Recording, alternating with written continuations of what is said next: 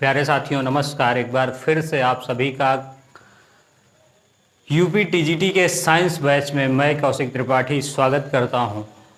और जैसा कि आप जानते हैं ये यूपी टीजीटी के साइंस का बैच अपने आप में एक अद्वितीय कॉन्सेप्ट रखने वाली चीज़ें बताता है।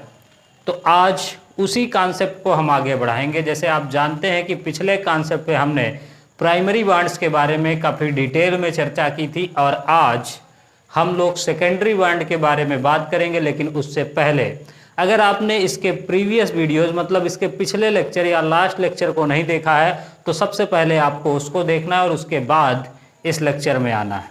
और अगर आप पहली बार वीडियोस को देख रहे हैं तो वीडियो को देखने के बाद आप चाहते हैं कि आपकी साइंस में एक सीट पक्की हो तो इस बैच में अपने आप को एनरोल करें ताकि सारा कंटेंट आपको इस तरीके की समराइज्ड फॉर्म में मिल सके जो आपको इस वीडियो में मिलने वाला है और पिछले वीडियोस में मिल चुका है।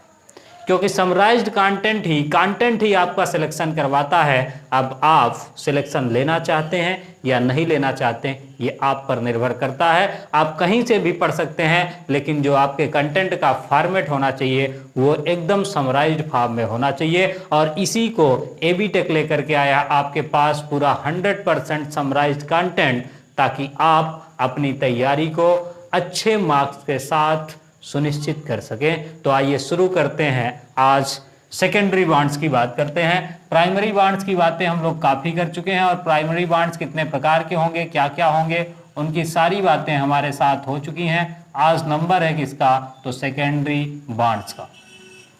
प्राइमरी बॉन्ड्स आपने देखा था कि उसमें इलेक्ट्रॉन का इन्वॉल्वमेंट होगा, वो ऑक्टेट रूल पर बेस्ड होंगे और 4 प्रकार के बॉन्ड होंगे। Ionic bond, covalent bond, coordinate bond और मेटालिक बॉन्ड। ये 4 प्रकार के बॉन्ड होंगे जो कि ऑक्टेट रूल पर बेस्ड होंगे। और अगर सेंट्रल एटम का ऑक्टेट पूरा नहीं होता तो वहां पर आएगा एडाप्टेशन बॉन्ड जिसमें आपने ब्रिज बॉन्डिंग, बनाना बॉन्डिंग और बैक बॉन्डिंग को देखा था। आज शुरू करते हैं बेहतरीन कॉन्सेप्ट के साथ सेकेंडरी बॉन्ड। तो सबसे पहले अगर आप देखेंगे तो ये जो सेकेंडरी बॉन्ड होता है इसमें पहली चीज ये किस पे आधारित है, तो वो इलेक्ट्रोस्टैटिक फोर्स ऑफ अट्रैक्शन पर आधारित है। किस पर आधारित है, इलेक्ट्रोस्टैटिक फोर्स ऑफ अट्रैक्शन।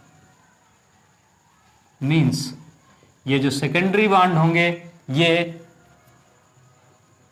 विद्युत या स्थिर विद्युत आकर्षण बल पर आधारित होंगे। इसके बाद नेक्स्ट अगर आप देखेंगे जो दूसरी चीज आपको यहाँ पर 100% ध्यान में रखनी है वो ये है कि इनमें जो है वो इलेक्ट्रॉन का इन्वॉल्वमेंट नहीं होता है।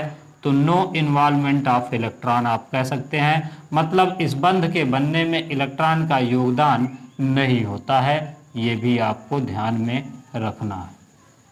किस पर आधारित है, तो इलेक्ट्रोस्टैटिक फोर्स पर आधारित है और इनमें इलेक्ट्रॉन का जो इन्वॉल्वमेंट है, योगदान है, वो नहीं होता। और इनकी जो बॉन्ड एनर्जी है, मींस जो एनर्जी रिलीज होती है इनमें, एनर्जी डेल्टा एच ये कितने से कितनी होगी, तो ये 20 से 40 किलो जूल पर मोल होती है। ये भी आपको ध्यान में रखना है। और तीसरी चीज़ जो आपको चौथी चीज़ ध्यान में रखनी है वो ये है कि हमेशा ये बॉन्ड प्राइमरी बॉन्ड के बाद बनेंगे, यानी can not exist without primary bond. Means जब प्राइमरी बॉन्ड बन जाएगा उसके बाद किसका निर्माण होगा, तो सेकेंडरी बॉन्ड का निर्माण होगा। आपको ये बात ध्यान में रखनी है। यहाँ पर मैं लिख भी देता हूँ कि प्राथमिक बंध के बाद लिख लीजिए आप, ये बनते हैं, कौन से बनते हैं, तो सेकेंडरी बॉन्ड बनते हैं। बिना प्राइमरी बॉन्ड के सेकेंडरी बॉन्ड नहीं बनेंगे। तो इतनी 4 चीज़ों का कॉन्सेप्ट आपको इस पे याद रखना है। अब ये होंगे कौन कौन से, इनकी भी बात करेंगे। तो 4 चीज़ें क्या, सबसे पहले इनमें इलेक्ट्रॉन का योगदान नहीं होगा, ये इलेक्ट्रोस्टैटिक फोर्स ऑफ अट्रैक्शन पर आधारित होंगे। और तीसरी बात जो डेल्टा एच का मान होगा वो 20 से 40 किलो जूल के आसपास होगा। और इसके बाद ये प्राइमरी बॉन्ड्स के बाद बनते हैं, सेम वैसे ही जैसे आप पहले प्राइमरी एजुकेशन लेते हैं और उसके बाद सेकेंडरी एजुकेशन लेते हैं।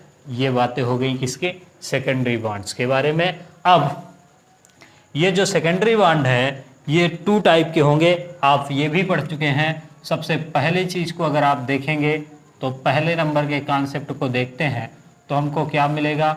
तो पहले नंबर का कॉन्सेप्ट में हमने देखा था कि these primary bonds are 2 type, जिसमें फर्स्ट नंबर हो गया हाइड्रोजन बॉन्ड। हाइड्रोजन बॉन्ड, कौन सा बॉन्ड, हाइड्रोजन बॉन्ड या फिर हाइड्रोजन बंध। हाइड्रोजन बंध कब होगा, तो सबसे पहले इसकी बात करते हैं कि ये जो हाइड्रोजन बंध होगा ये कब बनेगा। तो हाइड्रोजन बंध के लिए आपको एक ट्रिक याद रखनी है कि हाइड्रोजन बंध तभी बनता है जब हाइड्रोजन फ़ोन के साथ जुड़ा होता है, मतलब फ़ोन से बात नहीं कर रहा होता है लेकिन फ़ोन के साथ जुड़ा होता है। तो यहाँ पर आप सिंपल सी लैंग्वेज में लिखिए, हाइड्रोजन बंध कब बनेगा, जब हाइड्रोजन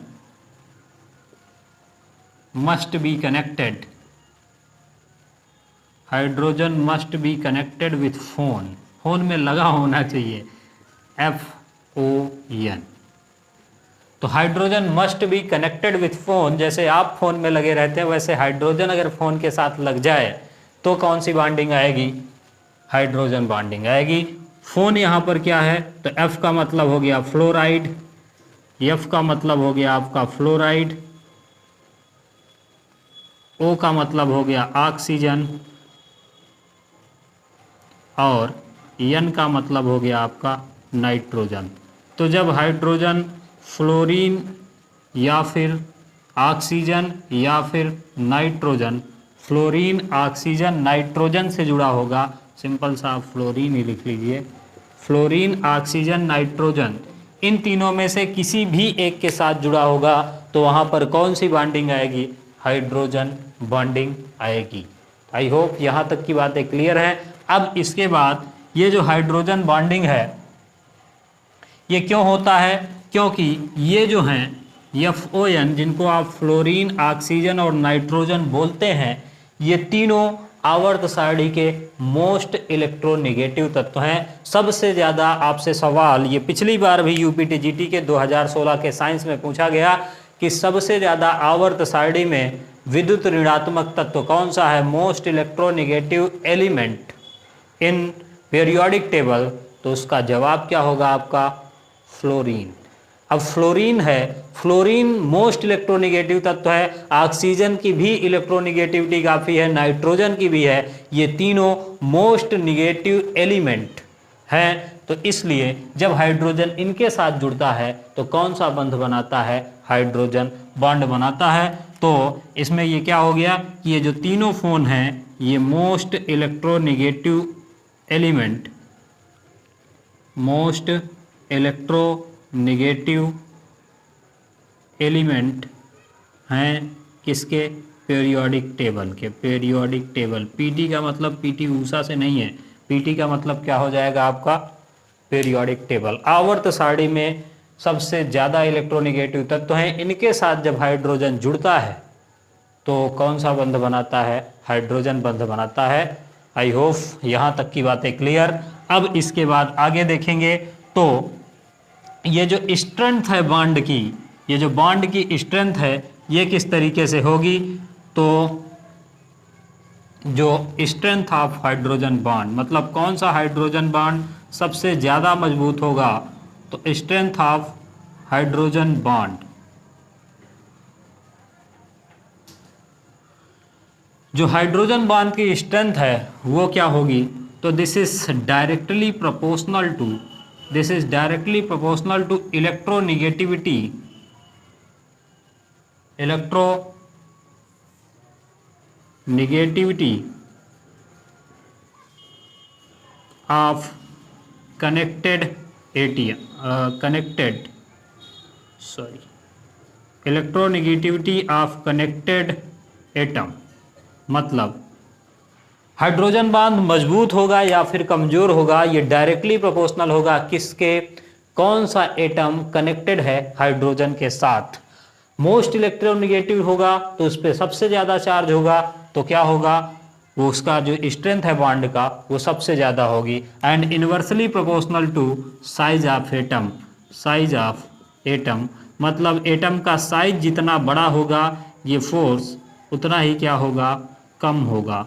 मतलब स्ट्रेंथ जो है बॉन्ड की वो कम होगी। तो सिंपल सी लैंग्वेज में आपसे सवाल कहा जाए तो strength of hydrogen bond SHB is directly proportional to electronegativity of atom and inversely proportional to size of atom. ये आपको ध्यान में रखना है। ऐसा क्यों होता है तो इसका भी मैं रीजन आपको बता सकता हूँ।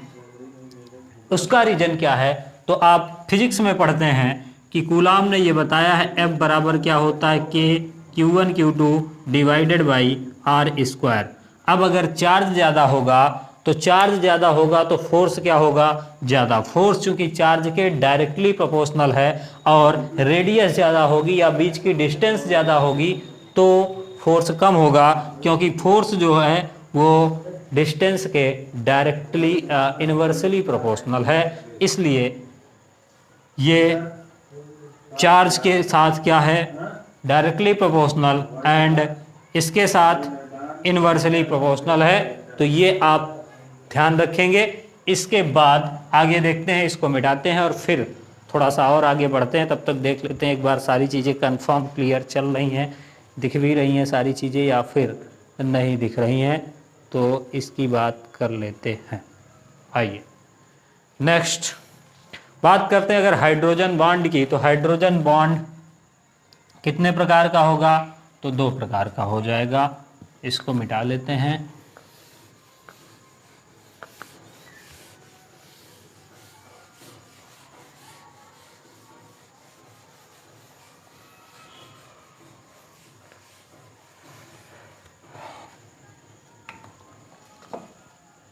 अब ये जो हाइड्रोजन बॉन्ड है ये यहाँ पर लिखते हैं हाइड्रोजन बॉन्ड,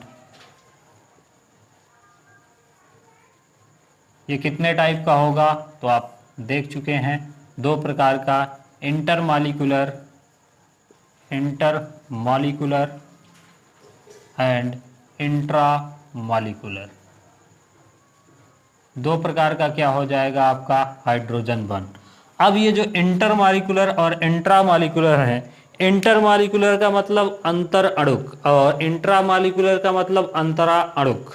इन दोनों की चर्चा हम लोग आगे जहां पर इनका यूज आएगा वहां पर अच्छी प्रकार से करेंगे। अभी के लिए सिर्फ फिलहाल आपको हाइड्रोजन बॉन्ड से 3 चीज़ें या फिर 4 चीज़ें ध्यान में रखनी है। पहला नंबर, हाइड्रोजन बॉन्ड जो होगा वो कब बनेगा, जब हाइड्रोजन किसी फोन से कनेक्टेड होगा। फोन मतलब फ्लोरीन, ऑक्सीजन, नाइट्रोजन।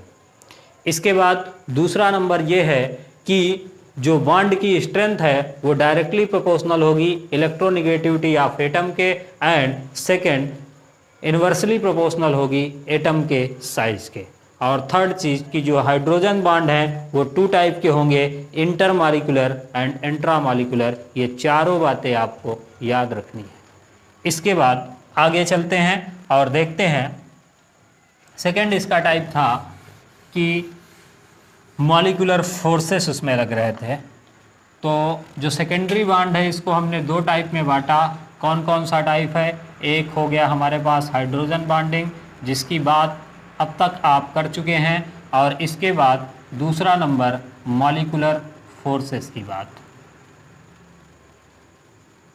अब ये जो मॉलिक्यूलर फोर्सेस हैं ये किस तरीके से होंगे इनकी बात करते हैं। तो सबसे पहले नॉन वांडर वाल फोर्स की बात करते हैं। मींस मॉलिक्यूलर फोर्सेस में सबसे पहले क्या लेते हैं, नॉन वांडर वाल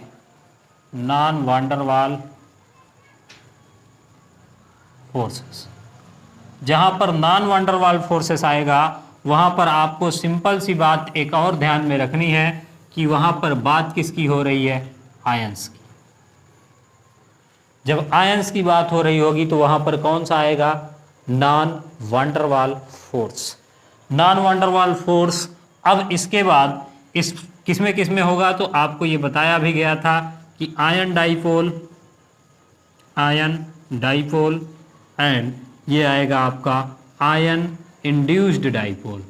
ion dipole and ion induced dipole. Dipole क्या होता है, तो जो ध्रुवीय होते हैं, जैसे आप देखेंगे जो आपके यहाँ नमक है उसमें 2 ध्रुव होता है, जो टेबल साल्ट है 2 ध्रुव होते हैं, उसको द्विध्रुवी बोलते हैं, तो वो हो जाता है डाइपोल। मतलब जब 2 बराबर और विपरीत चार्ज एक दूसरे पर उपस्थित होते हैं तो उसको हम लोग डाइपोल बोलते हैं। जैसे सपोज यहाँ पर हमारे पास है हाइड्रोजन और हमारे पास है क्लोरीन, इसके ऊपर नेगेटिव चार्ज, इस पार्शियल, इसके ऊपर पार्शियल पॉजिटिव चार्ज, इन दोनों के बीच में बॉन्ड बना, तो ये क्या होगा, डाइपोल का निर्माण करते हैं, प्लस और माइनस दोनों में बराबर चार्ज हो तो ये बात हो गई। अब इसके बाद अगर वान डर वाल फोर्सेस की बात करेंगे, किसकी बात करते हैं, वान डर वाल फोर्सेस, इसको मिटा देते हैं और इसके बाद इसी में हम लोग करते हैं नेक्स्ट वान डर वाल फोर्सेस। वान डर वाल फोर्सेस में क्या होगा, तो डाइपोल डाइपोल के बीच में होगा, डाइपोल और डाइपोल के बीच में, द्विध्रुव और द्विध्रुव के बीच में ये पाया जाएगा। यहाँ पर अब आयंस की बात नहीं हो रही है। फिर इसके बाद डाइपोल इंड्यूस्ड डाइपोल के बीच में क्या पाया जाएगा, डाइपोल इंड्यूस्ड डाइपोल, प्रेरणिक वगैरह सब आगे आएगा, तो आप इसको ध्यान दीजिएगा। और फिर जहाँ पर इनके कॉन्सेप्ट आएंगे जो आपके एग्जाम की दृष्टि से 100% जरूरी होंगे, वहाँ पर हम इनको जरूर इनके क्वेश्चंस भी डिस्कस करेंगे। अभी आपको सिर्फ इतना जानना है ताकि जब हम ये बताएं कि यहाँ पर वान डर वाल फोर्स लग रहा है तो आप समझ पाएँ कि ये डाइपोल डाइपोल है या फिर डाइपोल इंड्यूस्ड डाइपोल है, ये आप समझ पाएँ। तो ये पहला हो गया, दूसरा हो गया, और तीसरे नंबर की बात करेंगे तो London force of attraction, London force of attraction, ये 3 चीज़ें आपकी किससे हो जाएंगी, नॉन वान डर वाल फोर्सेस।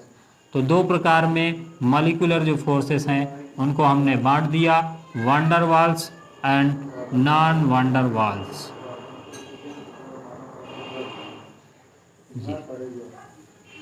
वान डर वाल फोर्सेस एंड नॉन वान डर वाल फोर्सेस।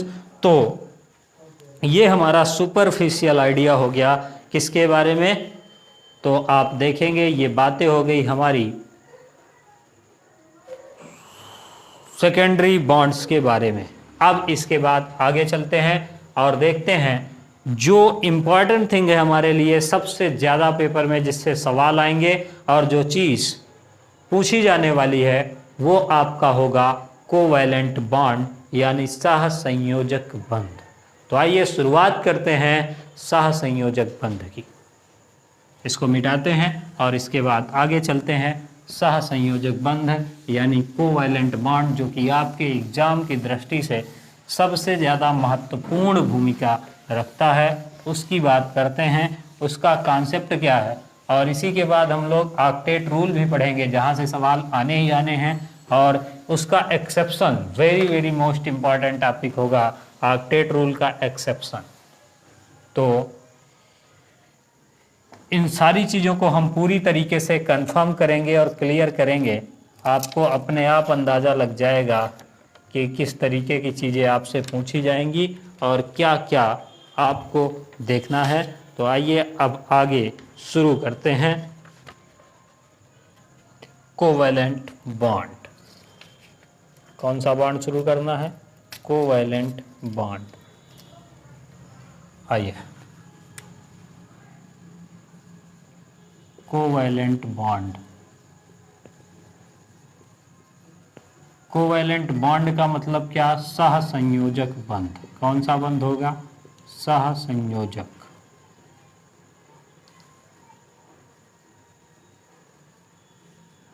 सहसंयोजक बंध की बात करते हैं।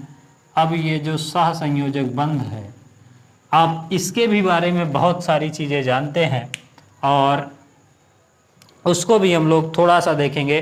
तो सबसे पहले मैंने बताया था कि जो कोवैलेंट बॉन्ड है वो बनता किस कब है, ट्रांसफ़र ऑफ इलेक्ट्रॉन की शेयरिंग ऑफ इलेक्ट्रॉन, या फिर first transfer then sharing of electron. तो सबसे जो इम्पॉर्टेंट बात है कोवैलेंट बॉन्ड के टर्म में वो ये है कि ये बनता है शेयरिंग ऑफ इलेक्ट्रॉन। एटम्स के बीच क्या होनी चाहिए, शेयरिंग ऑफ इलेक्ट्रॉन, मतलब इलेक्ट्रॉनों की साझेदारी के द्वारा कौन सा बंध बनता है, सहसंयोजक बंध। इलेक्ट्रॉनों की साझेदारी, तो जहाँ पर इलेक्ट्रॉनों की साझेदारी आएगी वहाँ पर क्या आएगा, कोवैलेंट बॉन्ड आएगा। किसके किसके बीच में बनता है, तो दूसरी चीज़ जो आपको ध्यान में रखनी है कि ये नॉन मेटल और नॉन मेटल के बीच में बनता है। किसके किसके बीच में, नॉन मेटल और नॉन मेटल के बीच में ये बनेगा, मतलब अधातु एवं अधातु के बीच में, अधातु एवं अधातु के बीच में क्या बनेगा आपका, कोवैलेंट बॉन्ड। अब इसके बाद सवाल पूछा जाता है कि कोवैलेंट बॉन्ड डायरेक्शनल है या फिर नॉन डायरेक्शनल, तो इसका जो नेचर आपको ध्यान में रखना है, मतलब ये दिशीय होता है, डायरेक्शनल इन नेचर होता है, मतलब जो इसकी प्रकृति है वो डायरेक्शनल है, नॉन डायरेक्शनल नहीं है, डायरेक्शनल इन नेचर हो गया। और चौथी बात जो आपको यहाँ पर ध्यान में रखनी है, बनता ये अधातु अधातु है, लेकिन एक्सेप्शन इसका क्या है, Hg+ और Hg+ दोनों मिल करके क्या बना लेते हैं, Hg2+2, और इनमें होता क्या है, कोवैलेंट बॉन्ड, जबकि ये क्या है, Hg जो है वो एक धातु है। अभी हमने क्या लिखा कि अधातु अधातु के बीच बनेगा, लेकिन इसका एक्सेप्शन जो है वो Hg+ और Hg+ मिल करके Hd2+ यानी मर्क्यूरस आयन बना लेता है। और जब ये मर्क्यूरस आयन बनाता है तो यहाँ पर कौन सा बॉन्ड होता है, कोवैलेंट बॉन्ड होता है, धातु होने के बाद भी। तो ये एक इसका एक्सेप्शन है, मोस्ट इम्पॉर्टेंट। तो आई होप यहाँ तक का मामला आपका पूरा क्लियर हो गया होगा। अब इसके बाद नेक्स्ट कॉन्सेप्ट की बात करते हैं कि आखिर में ये जो सहसंयोजक बंध है ये किसी यौगिक के बीच में कब बनेगा और किस तरीके से बनेगा, क्या ये फॉलो करती हैं चीज़ें। चूँकि आपने देखा, मैंने कई बार कहा है कि जो कोवैलेंट बॉन्ड हैं या फिर प्राइमरी बॉन्ड हैं वो किस पर बेस्ड होंगे, ऑक्टेट रूल पर। अब ऑक्टेट रूल इन पर कैसे लगता है और किस तरीके से ये आगे काम करते हैं, इसकी बात करते हैं। आइए देखते हैं ये जो कोवैलेंट बॉन्ड होगा ये किस तरीके से होगा। तो सहसंयोजी बंध यानी कोवैलेंट बॉन्ड,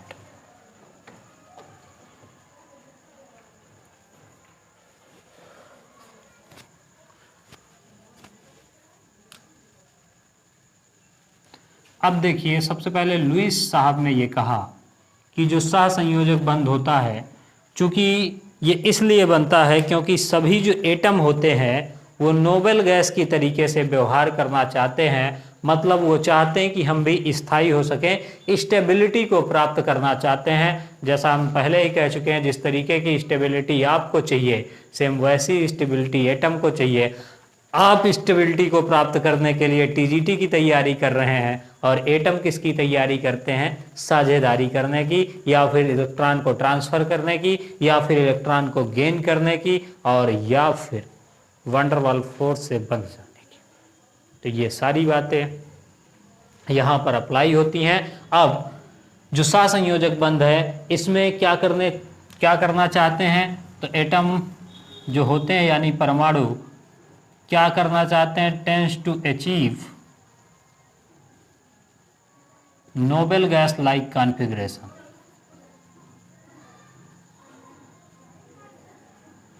तो जो एटम हैं वो क्या करना चाहते हैं, तो अचीव करना चाहते हैं नोबेल गैस लाइक कॉन्फ़िगरेशन का। और क्यों ये करते कैसे हैं इसको, तो शेयरिंग के द्वारा। जो एटम है वो क्या करते हैं, शेयर इलेक्ट्रॉन्स। क्यों, ऐसी क्या खास बात है कि ये नोबेल गैस के तरीके का इलेक्ट्रॉनिक कॉन्फ़िगरेशन चाहते हैं, क्योंकि आप कई बार सुन चुके हैं कि नोबेल गैस को हम अक्रिय गैसों का समूह भी कहते हैं, मतलब ये दूसरे से क्रिया नहीं करते।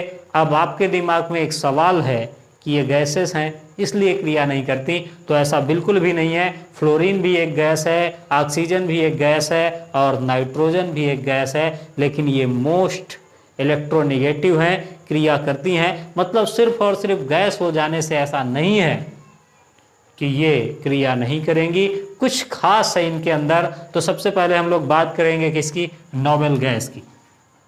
तो जो जीरो ग्रुप के तत्व हैं आप जानते हैं उनको क्या कहा जाता है, अक्री गैस या फिर नोबल गैस, जिसमें हीलियम, तो हीलियम हो गया, नियान हो गया, आर्गन हो गया, क्रिप्टान हो गया, जीनान हो गया और रेडान हो गया।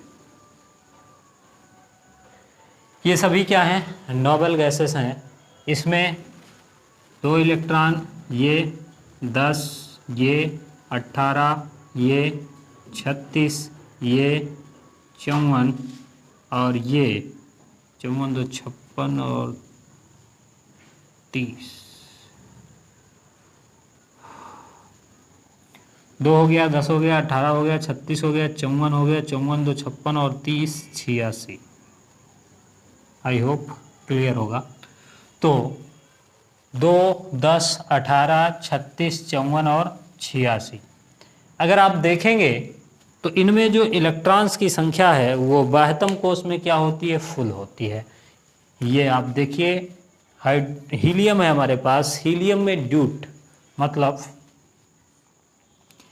अगर आप देखेंगे तो ये हीलियम का नाभिक है, ये हीलियम का मान लीजिए नाभिक है, न्यूक्लियस, और इसके बाहर जस्ट एक कक्षा इसमें इस तरीके से पाई गई। यहाँ पर इसका एक इलेक्ट्रॉन है और यहाँ पर इसका एक दूसरा इलेक्ट्रॉन है। ये इस तरीके की संरचना पाई गई, मतलब इसकी जो संपूर्ण सेल है 1s2 वो पूरी क्या है, फुल। ये किसका हो गया, हीलियम का हो गया। फिर इसके बाद नियान को अगर आप देखते हैं तो ये हमने मान लीजिए बना लिया किसका, नियान का नाभिक। ये इसकी पहली सेल हो गई,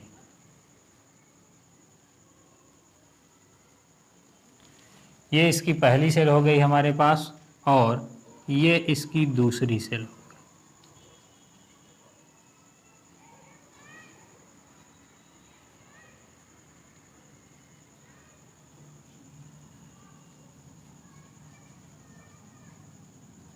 ये इसकी दूसरी सेल हो गई।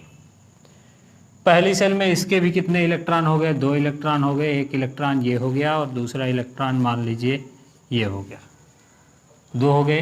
बाहरी वाली कक्षा में कितने इलेक्ट्रॉन हो गए, 8, 1 2 3 4 5 6 7 और 8, ये 8 इलेक्ट्रॉन इसके दूसरी वाली कक्षा में हो गए। 8 इलेक्ट्रॉन इसके दूसरी वाली कक्षा में हो गए। अब ये इसकी क्या है, आउटर मोस्ट सेल, बाहर वाली कक्षा, आउटर मोस्ट सेल। तो इसके आउटर मोस्ट सेल में टोटल जो इलेक्ट्रॉनों की संख्या है वो कितनी है, 8। सेल का मतलब कवच। तो इन सब को अगर आप देखेंगे, इसमें जितनी भी नोबल गैसेस हैं इनके बाह्यतम कक्षा में फुल इलेक्ट्रॉन है। तो they have full electron in outer total. किसी में भी आप देखेंगे, आर्गन को देखेंगे तो भी बनाते हैं यहाँ पर, ये हमारे पास क्या है, नाभिक है। ये इसकी मान लीजिए पहली कक्षा हो गई, ये इसकी दूसरी कक्षा हो गई और ये इसकी तीसरी कक्षा हो गई। ये इस तरीके से 3 कक्षा हमने बना दी है। अब पहली कक्षा में 2 इलेक्ट्रॉन, दूसरी कक्षा में 1 2 3 4 5 6 7 और 8 इलेक्ट्रॉन, तीसरी कक्षा में भी 8 इलेक्ट्रॉन, 4 5 6 7 और 8। इस तरीके से अगर आप देखेंगे तो हर एक जो आउटर सेल है किसी भी नोबल गैस में, उसमें टोटल 8 इलेक्ट्रॉन है, मतलब फुल इलेक्ट्रॉन है। जितने होने चाहिए उतने इलेक्ट्रॉन हैं, इसलिए ये क्या करती हैं, दूसरे से क्रिया नहीं करती। और सभी एटम जो है वो इसीलिए क्या करना चाहता है, नोबल गैस के लाइक का इलेक्ट्रॉनिक कॉन्फ़िगरेशन मतलब इलेक्ट्रॉनिक विन्यास पाना चाहता है ताकि वो भी इनके जैसे क्या हो सके, स्टेबल हो सके। अब ये जो स्टेबल होने के लिए वो ये करता है, तो सेम यही चीज़ बताई गई क्या कि जो एटम होंगे वो नोबेल गैस के समान इलेक्ट्रॉनिक विन्यास को पाने के लिए क्या करते हैं, तो जो एटम होते हैं वो नोबेल गैस के समान इलेक्ट्रॉनिक विन्यास को पाने के लिए इलेक्ट्रॉन की साझेदारी करते हैं। They tends to achieve noble gas like configuration so that they can be stable, वो ताकि क्या कर सकें, स्टेबिलिटी को प्राप्त कर सकें। और इसके लिए ये क्या करते हैं, इलेक्ट्रॉन को शेयर करते हैं, शेयरिंग करते हैं। और शेयरिंग करने के बाद कौन सा बंध बनता है, तो सह संयोजक बंध बनता है। इसको अब मिटाएंगे और इसके बाद इसकी चर्चा आगे वाले जब अष्टक रूल पढ़ेंगे तो फिर से करेंगे। अब आगे देखिएगा,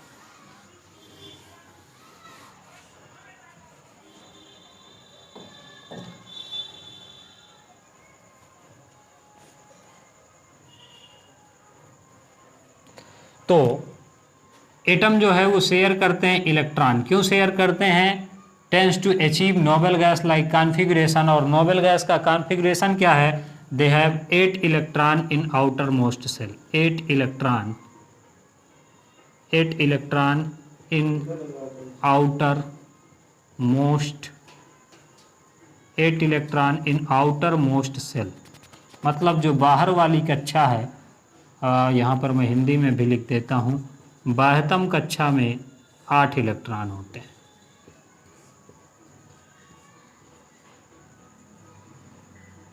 तो इनके बाह्यतम कक्षा में जो बाहरी वाली कक्षा है उसमें 8 इलेक्ट्रॉन होते हैं और इसलिए ये क्या होते हैं, स्टेबल होते हैं। और जो एवरी एटम है मतलब प्रत्येक परमाणु है, every atom has tendency to achieve its octet, means हर एक एटम ये चाहता है या प्रवृत्ति रखता है कि वो भी अपने बाहरी कक्षा में सेम नोबेल गैसेस के जैसे क्या रखे, 8 इलेक्ट्रॉन रखे, ताकि उसको भी क्या करना पड़े, क्रिया ना करनी पड़े। तो इसके लिए वो क्या करता है, इलेक्ट्रॉन की शेयरिंग करता है। बाह्यतम कक्षा में 8 इलेक्ट्रॉन हो और प्रत्येक परमाणु जो है वो अपना अष्टक पूरा करने की प्रवृत्ति रखता है, अपना अष्टक पूर्ण करने की प्रवृत्ति रखता है। अब ये जो परमाणु है ये अष्टक क्यों पूरा करना चाहता है, आपको समझ में आ गई होगी बात, कि क्योंकि ये चाहते हैं कि नोबेल गैस के समान हमारा भी क्या हो, नोबेल गैस लाइक कॉन्फ़िगरेशन हो जाए, जिससे हम भी क्या हो जाएं, स्टेबल हो जाएं। और इसलिए इनको अष्टक पूरा करने की ज़रूरत पड़ती है। अब इस अष्टक को पूरा करवाने के लिए ये क्या करते हैं, तो इलेक्ट्रॉन की शेयरिंग करते हैं, इलेक्ट्रॉन की शेयरिंग करते हैं, क्या करते हैं, इलेक्ट्रॉन की साझेदारी करते हैं, इलेक्ट्रॉन की साझेदारी करते हैं, ताकि अष्टक पूरा हो और ये भी क्या हो, नोबेल गैस के जैसे स्टेबल हो जाएं। तो ये बात हो गई। अब इसके बाद सबसे पहले इसको बताया किसने कि एटम जो है वो अपने बाहरी कक्षा में 8 इलेक्ट्रॉन रखना चाहते हैं। तो इसको बताने वाले पहले आदमी जो थे उनका नाम हुआ लुईस। लुईस नाम के व्यक्ति ने इसको सबसे पहले बताया कि जो एटम है वो क्या करना चाहते हैं, अपने बाहरी कक्षा में 8 इलेक्ट्रॉन रखना चाहते हैं ताकि वो स्टेबल हो सके, और इसीलिए वो इलेक्ट्रॉन की शेयरिंग करते हैं। तो लुईस ने ये बता दिया। अब इसके बाद उसको आप देखते भी हैं किससे, लुईस डॉट स्ट्रक्चर से या फिर लुईस बिंदु संरचना, लुईस डॉट स्ट्रक्चर या जिसको आप लुईस बिंदु संरचना भी कहते हैं। क्या कहते हैं, लुईस बिंदु संरचना के द्वारा जिसको दिखाया जाता है, उसमें ये बात की गई। और ये किस पर बेस्ड थी, तो ये जो लुईस डॉट संरचना है ये बेस्ड किस पे है, ऑक्टेट रूल पर, यानी अष्टक नियम पर आधारित है क्या? लुईस की डॉट संरचना अष्टक नियम पर आधारित। तो कोवैलेंट बॉन्ड कब बनेगा? जब इलेक्ट्रॉन के बीच साझेदारी होगी। साझेदारी क्यों होगी? क्योंकि हर एक एटम क्या चाहता है? अपनी बाहरी कक्षा में 8 इलेक्ट्रॉन रखना। अब वो अपनी बाहरी कक्षा में 8 इलेक्ट्रॉन रखना चाहता है, इसलिए वो क्या करता है? इलेक्ट्रॉन की शेयरिंग करता है ताकि उसका अष्टक पूरा हो सके। और इसी चीज को लुईस ने अपनी बिंदु संरचना में दिखाया, जो कि कौन से नियम पर आधारित है?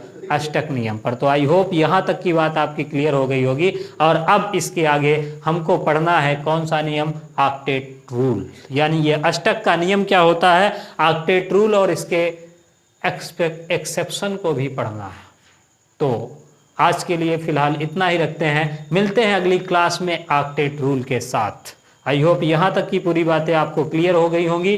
थोड़ा सा एक बार ब्रीफ रिवीजन लेते हैं। हमने क्या क्या पढ़ा? सेकेंडरी बॉन्ड पढ़ा। सेकेंडरी बॉन्ड क्या होंगे?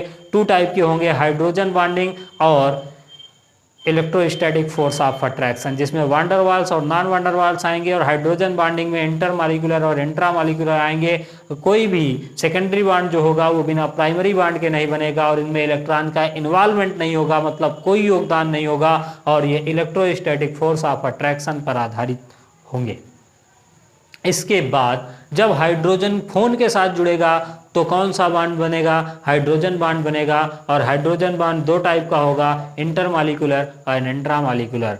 इधर इलेक्ट्रोस्टैटिक फोर्स ऑफ अट्रैक्शन या फिर जो मॉलिक्यूलर फोर्सेस लगते हैं, इसके आधार पर 2 प्रकार, non van der Waal forces and van der Waal forces. Non van der Waal forces में कौन से आएंगे? आयंस आएंगे। और वांडरवाल फोर्सेस में डाइपोल डाइपोल आएंगे। इनको आपको ध्यान में रखना है। और फिर इसके बाद बात किसकी आती है? कोवैलेंट बॉन्ड की। शेयरिंग से बनने वाला बॉन्ड कोवैलेंट बॉन्ड कहलाएगा। और कोई भी एटम शेयरिंग क्यों करता है? To complete it octet. और अब ऑक्टेट रूल क्या होता है, इसको मिलते हैं अगली क्लास में ऑक्टेट रूल के साथ। तब तक के लिए धन्यवाद। आप अपनी पढ़ाई को ऐसे ही कंटिन्यू रखें। Thank you so much.